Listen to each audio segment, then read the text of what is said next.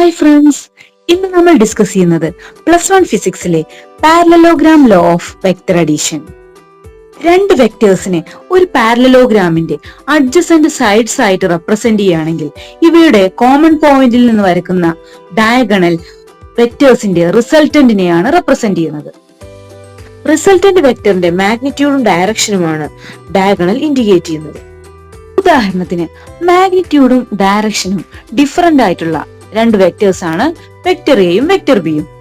Vector എയുടെയും vector ബിയുടെയും resultant കണ്ടുപിടിക്കാനായി ഇവയെ ഒരു പാരലലോഗ്രാമിന്റെ അഡ്ജസന്റ് സൈഡായിട്ട് റെപ്രസെന്റ് ചെയ്യുന്നു. രണ്ട് വെക്ടേഴ്സും സ്റ്റാർട്ട് ചെയ്യേണ്ടത് സെയിം കോമൺ പോയിന്റിൽ നിന്നാണ്. ഇവിടെ കോമൺ പോയിന്റ് ആണ് O.